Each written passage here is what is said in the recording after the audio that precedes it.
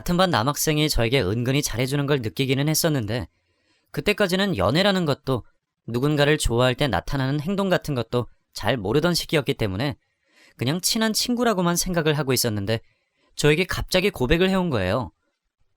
민지야, 나 너 좋아해. 우리 사귈래? 뭐? 갑자기 나를 좋아한다고?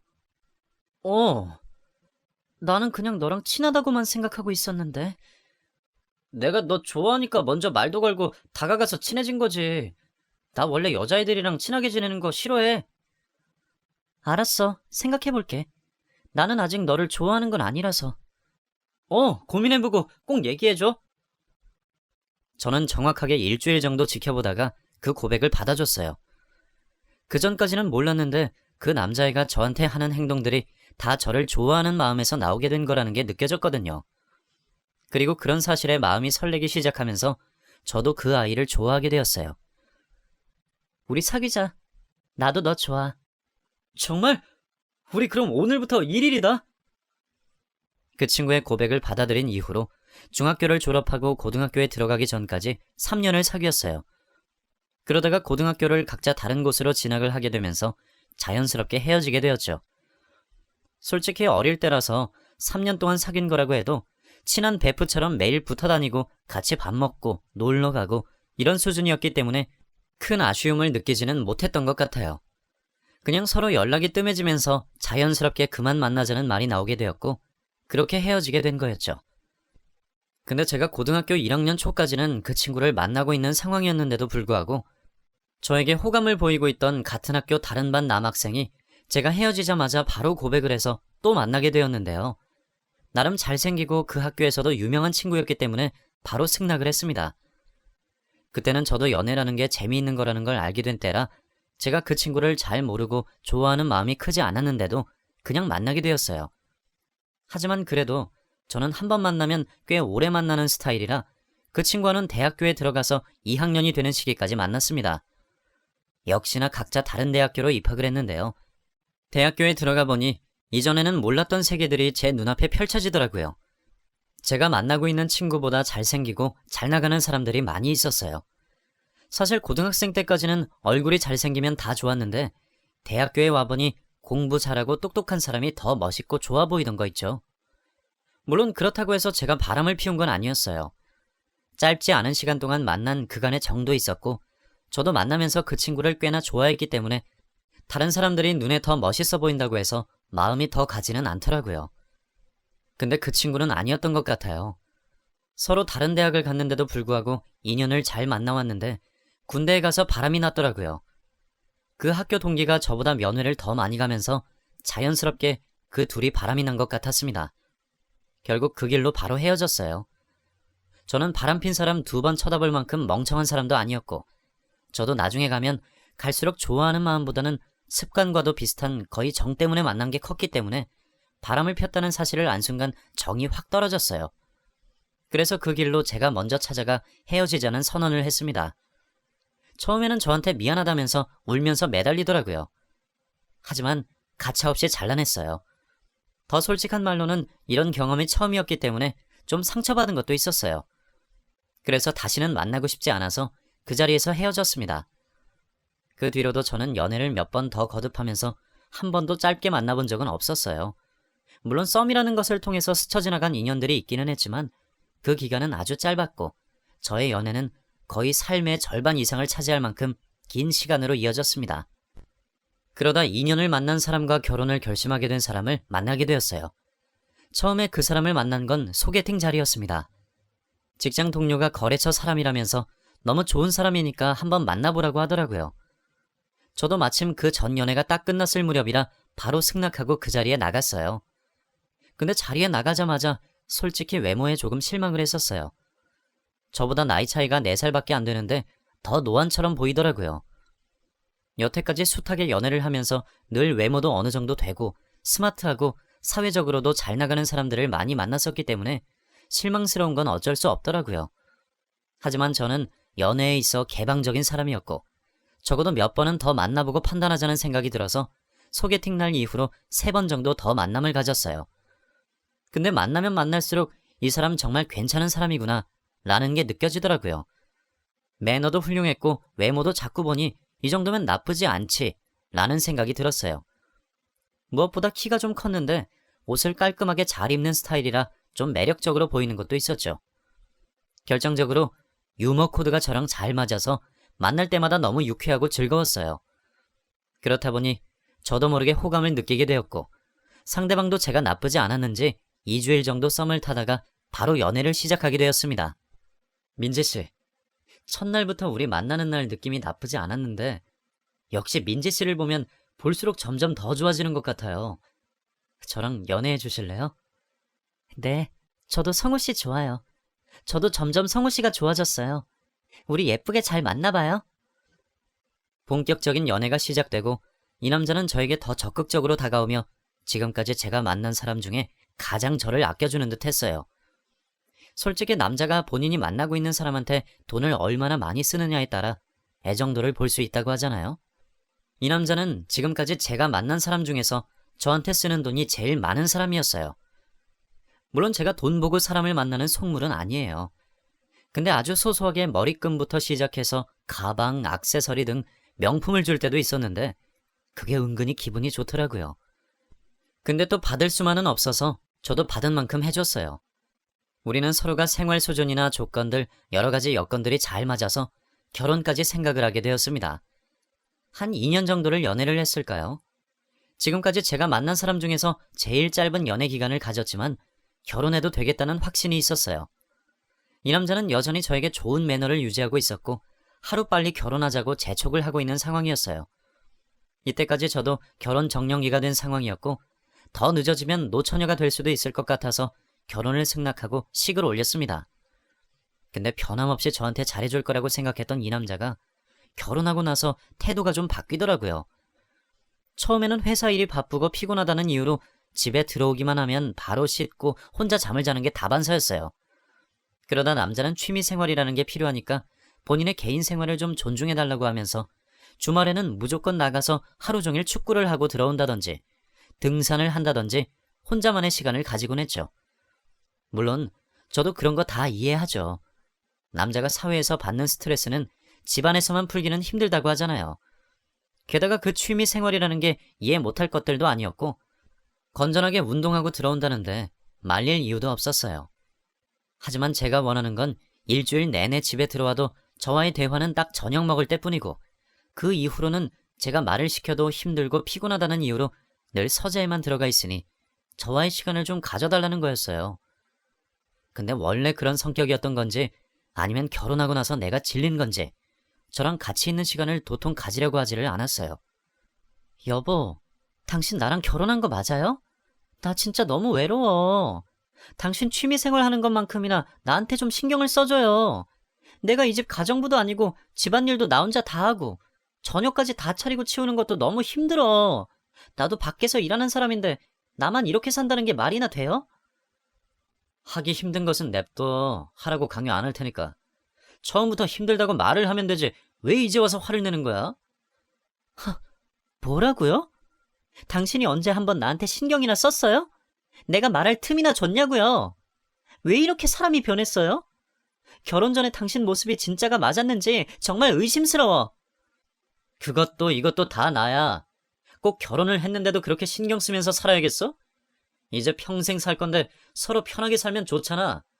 원래 연애할 때는 뜨겁게 하고 결혼해서는 편하게 사는 거지. 도대체 뭐 얼마나 호화스럽고 알콩달콩한 결혼 생활을 생각하는 거야? 사람 사는 거 다 똑같아.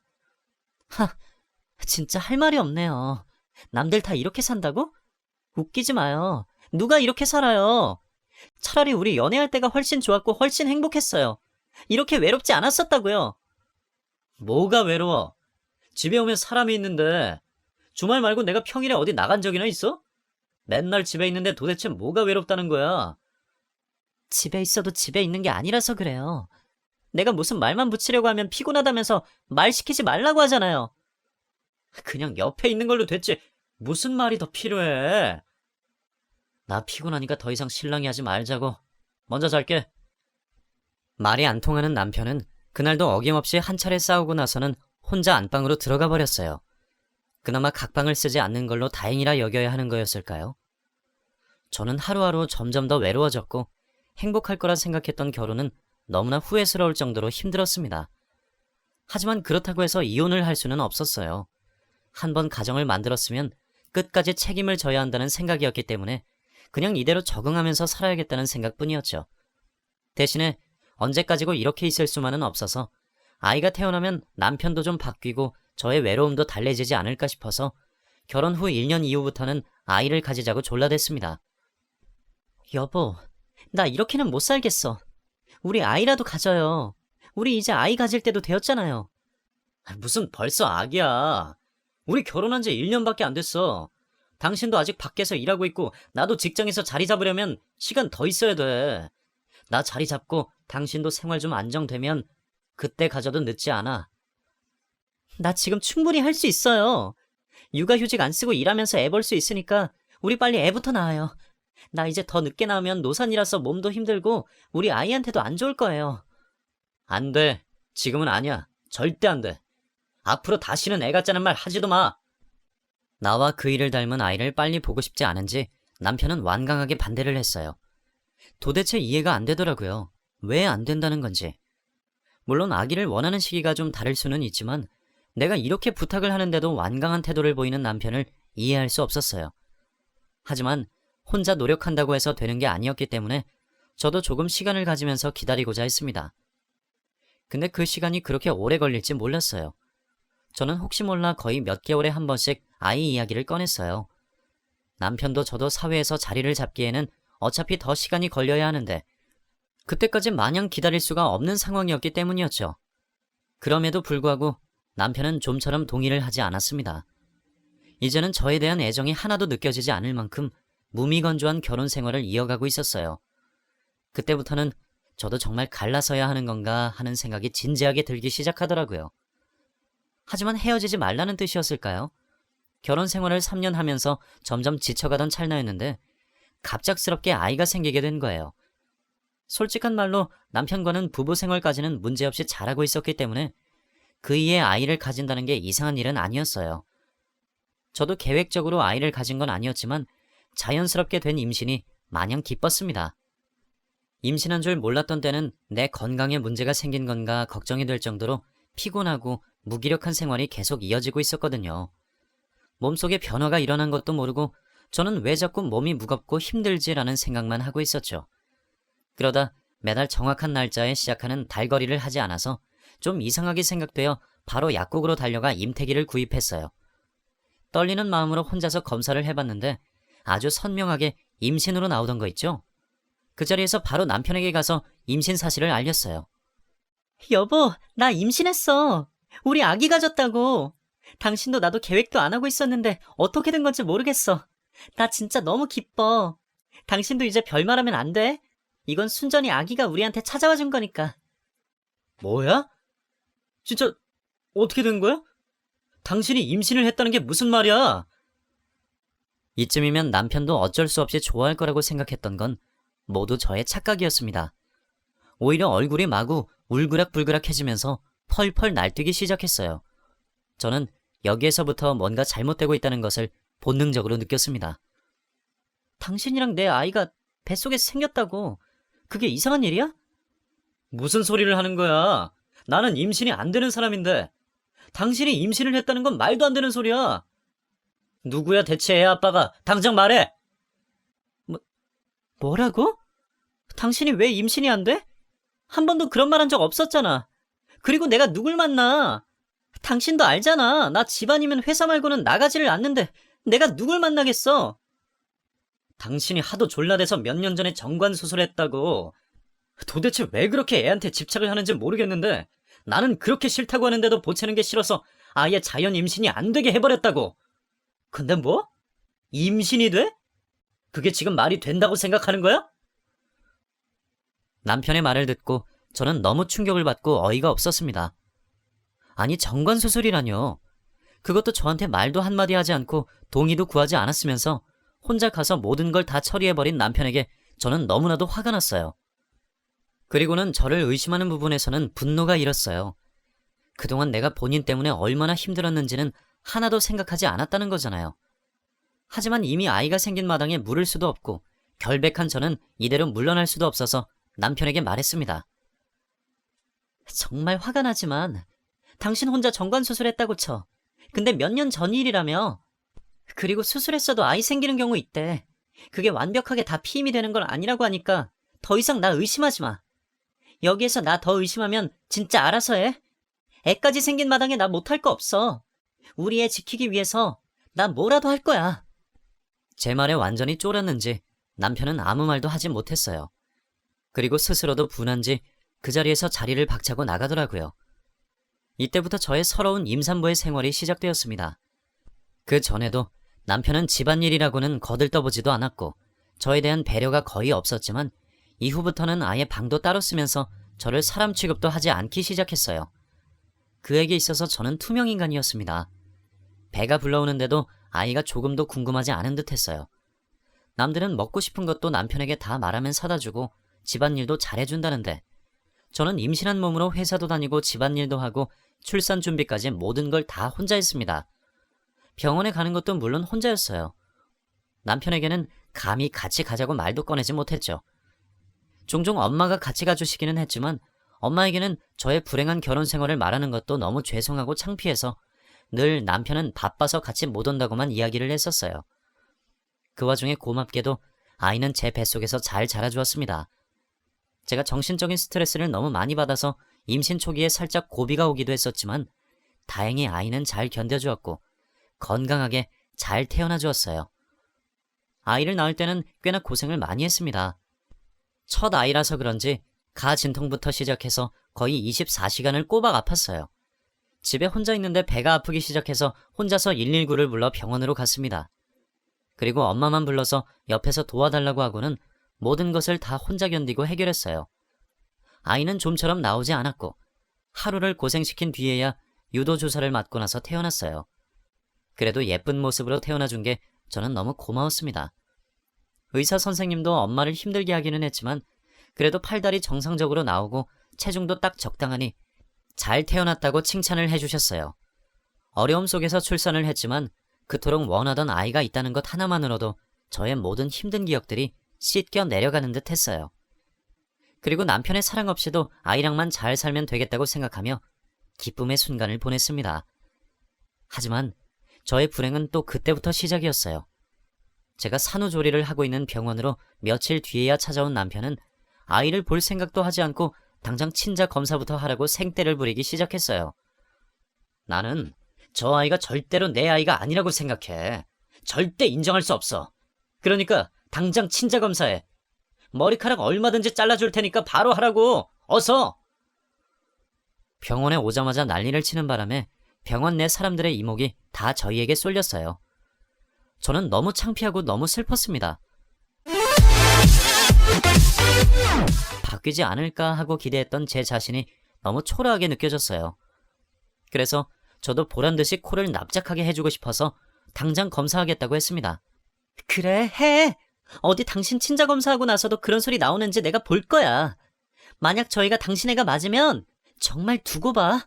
나 가만히 있지 않을 거야. 감히 나를 기만한 대가가 어떤 건지 보여줄 거라고. 결국 그 자리에서 저희는 친자 검사를 진행을 했어요. 도대체 사람이 어디까지 이기적일 수 있는 건지 저는 가늠이 되지 않았어요. 출산을 하는 순간에도 같이 있어주지 않은 데다 아이가 태어났다고 하는데도 병원에 한 번도 와보지 않았던 사람이 다짜고짜 와서 하는 말이 친자 검사를 하라는 게 말이 되나요? 시부모님조차도 저에게 미안해서 얼굴을 들 수 없다고 말씀하실 정도였으니 남편의 태도가 어떤지는 다들 짐작이 되실 거예요. 친자 검사 결과가 나올 때까지 저는 남편에 대한 분노를 가라앉히기가 힘들었습니다.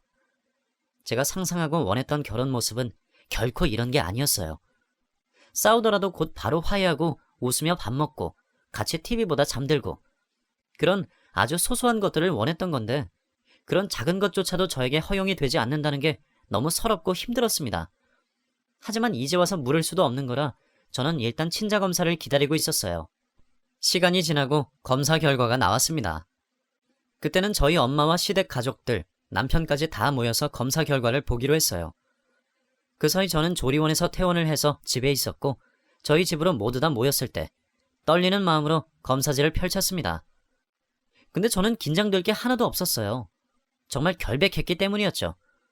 제가 누구를 만나서 누구 애를 가지겠냔 말이에요. 독수 공방을 하는 한이 있어도 지금껏 바람 한번 펴보지 않고 만나는 사람에게 충실하게 살아왔던 저였기 때문에 거리낌 없이 검사지를 봤어요. 그리고 남편 역시 어디 보자라는 식으로 아주 눈에 불을 켜고 지키고 있더라고요. 근데 이게 다 무슨 일인가요? 검사지를 펼치고 결과를 본 순간 남편을 제외한 모든 사람들이 다 졸도할 뻔했습니다. 검사 결과는 친자가 아니라고 나왔기 때문이었어요. 저는 그럴 리가 없다며 정말 눈을 비비고 다시 한번 살펴봤지만 결과는 역시나 불일치였어요. 너무나 정확하게 써져 있는 그 글씨를 보면서 저도 모르게 다리가 풀려 주저앉고 말았습니다. 그의 남편은 기세가 완전히 등등해져서 난리를 치기 시작했어요. 거봐, 내가 뭘 했어? 뭐? 어디 한번 두고 보자고? 내가 내 아니라고 했지? 어디서 감히 바람 피고 와놓고선 그렇게 당당한 태도를 보이는 거지? 이제 당장 말해. 내가 가만두지 않을 거니까. 누구야 대체? 애 아빠가 누구냐고? 저는 대답할 수 없었어요. 정말 아무도 없었기 때문이었어요. 결혼 생활 내내 외롭기는 했지만 누군가를 따로 만나면서까지 그 외로움을 달래야겠다는 생각은 조금도 하지 않았었어요. 오히려 그럴수록 더 아이를 간절하게 원했지 결단코 누구를 따로 만난 적은 없었습니다. 스스로도 놀라 아무 말도 못하고 있는 제 앞으로 갑자기 시동생이 나와 모든 가족들 앞에 무릎을 꿇었어요. 이건 또 무슨 상황인가 싶었던 저는 그의 행동을 보면서 경악을 금치 못했습니다. 그것은 비단 저뿐만 아니라 그 자리에 함께 있던 남편까지도 입을 벌리고 다물지 못하는 상황이 벌어지고 말았어요. 미안해, 형. 죄송합니다. 어머니, 아버지, 그리고 사돈 어른. 이 아이, 제 아이 같아요. 아니, 제 아이가 확실합니다. 뭐라고? 그 소리를 들은 시아버님은 뒷목을 잡고 쓰러지기까지 하셨어요. 너무 놀라 얼른 다가갔지만 바로 정신을 차리시고는 가차없이 시동생의 뺨을 때리셨습니다. 너 뭐하는 놈이야? 뭐? 네 조카 새끼 놈이 네 자식이라고? 지금 그게 말이 된다고 생각하냐? 어째서 저희가 네 애야? 세아가 네가 말해봐라.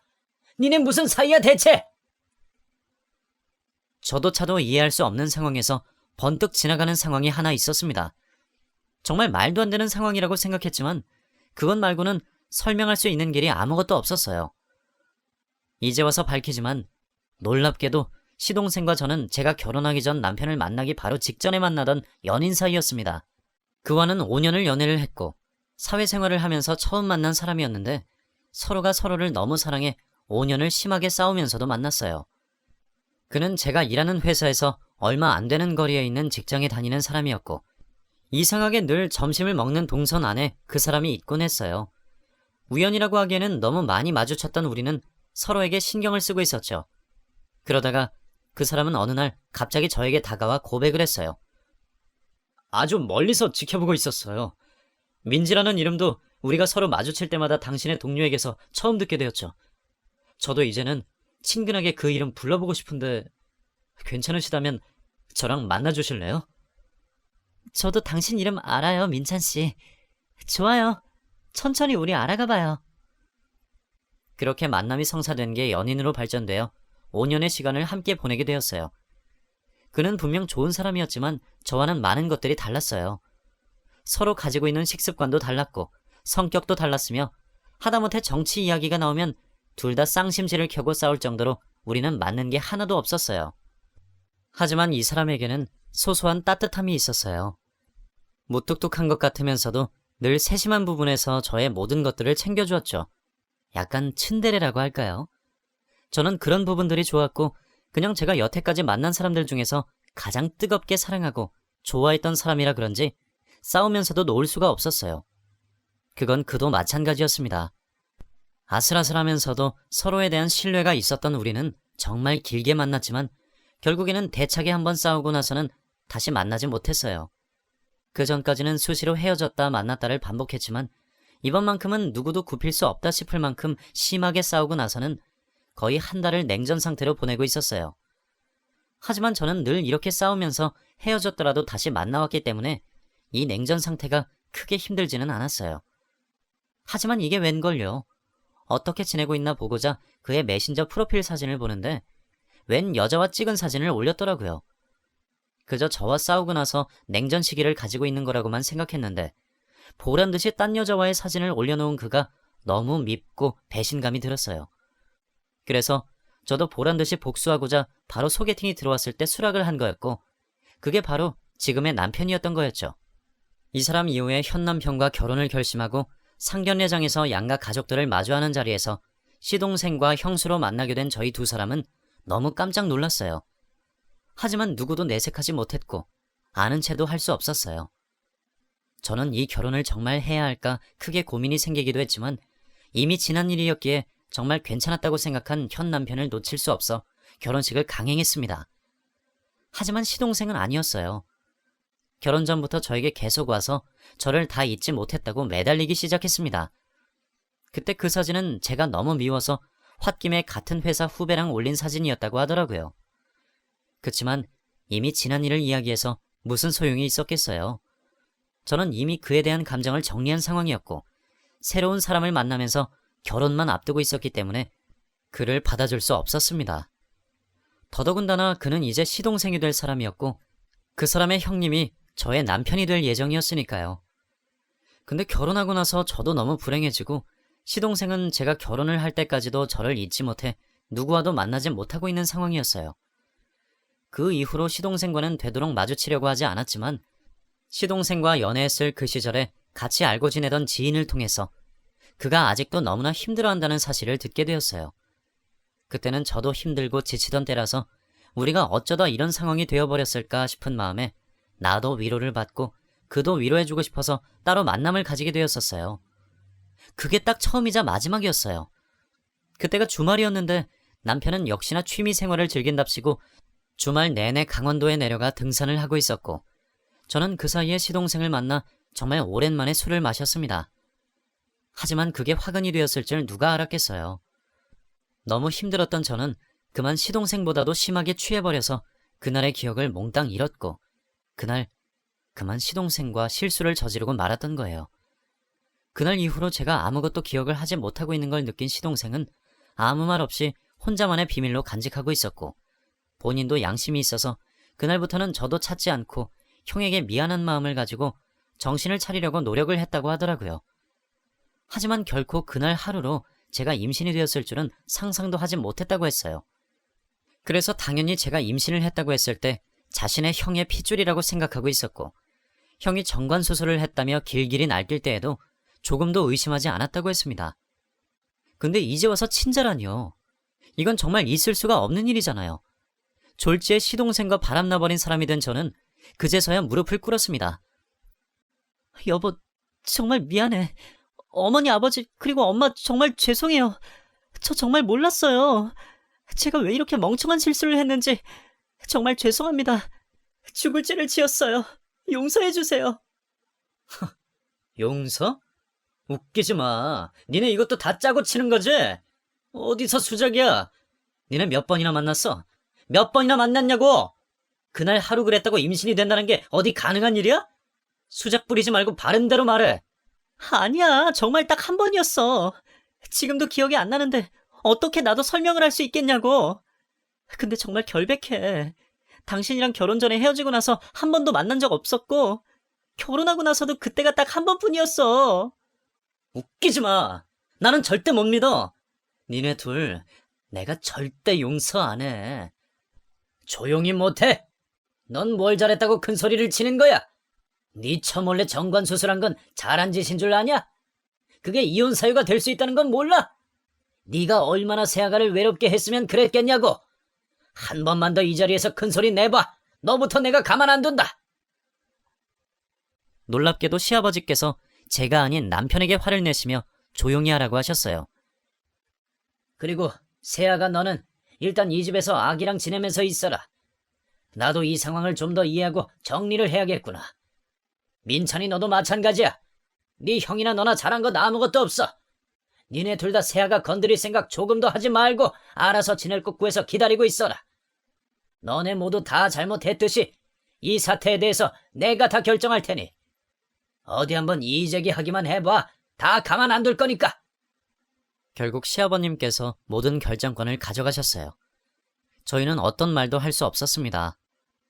서로가 서로에게 죄를 지은 마당에 시아버지에게 대들 수 있는 사람은 아무도 없었어요. 그저 어떤 처사를 내리실지 기다리는 수밖에 없었죠. 그렇게 한 일주일이 지났을까요? 시아버지는 저희 모두를 다 불러 모으셨습니다. 세아가, 이건 사돈에게도 동의를 받고 다 정리된 이야기다. 그러니 우리 결정이 그냥 따라와 줬으면 좋겠구나. 일단 성우랑 세아가는 이혼해라. 너네 둘이 더 이상 살붙어서 살 수 있겠냐? 대신 내 손주놈은 민찬이 애로 집어넣어. 그리고 세아가랑 둘이 혼인신고 올리고, 자고로 자식은 친부모 손에 길러줘야 하는 법이다.